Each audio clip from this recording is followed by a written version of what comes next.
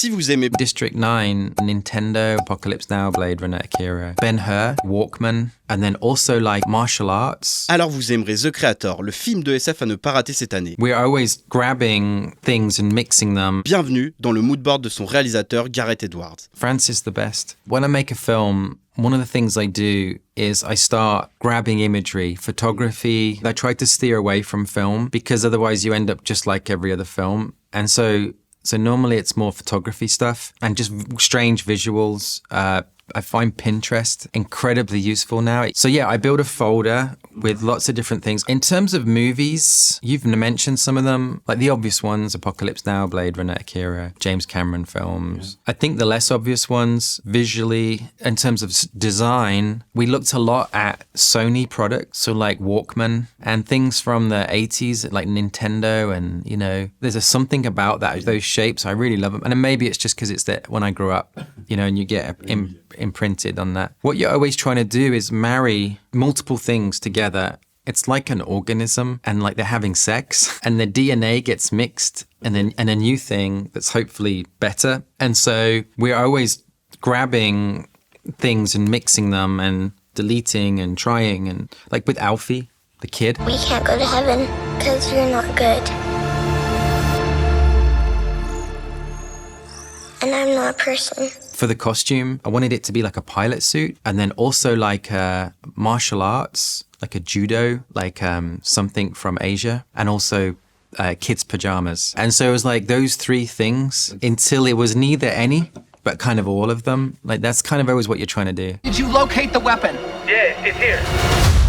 It's a kid. I don't play video games. Okay. I've got a very addictive personality. And so I'm nervous about getting into computer games because I might never, ever make a film again. And so I don't really do that. But what I do is I buy the art of books because I think some of the world building and design is fantastic. And obviously see online a lot of the designs and ideas. And sometimes you see stuff where you're like, oh shit, I can't do that because everyone will think you're copying the game now.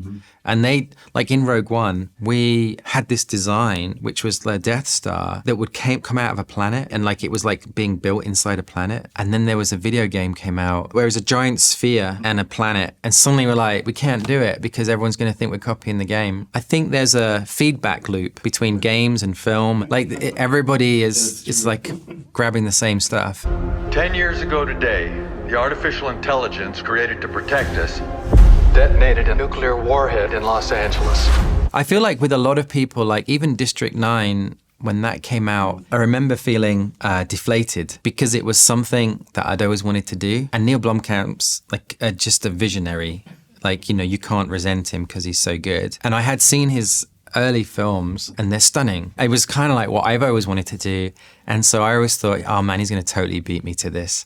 And he totally did. What do you want, sweetie? For robots to be free.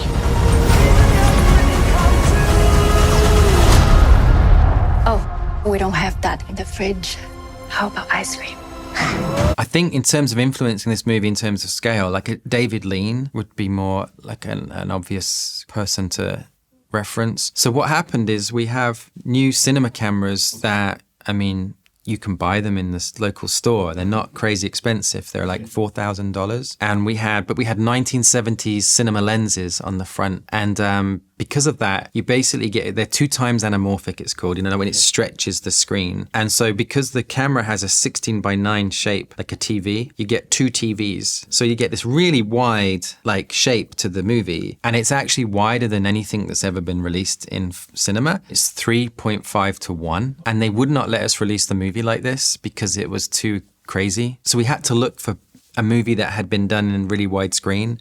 Ben-Hur and Tarantino did Hateful Eight in 2.76 to 1. You're probably familiar with like 2.40. So this is like wider than that. So the film is wider than widescreen. And so this is why you have to go to the cinema. You have to see it on the biggest screen possible. Yeah.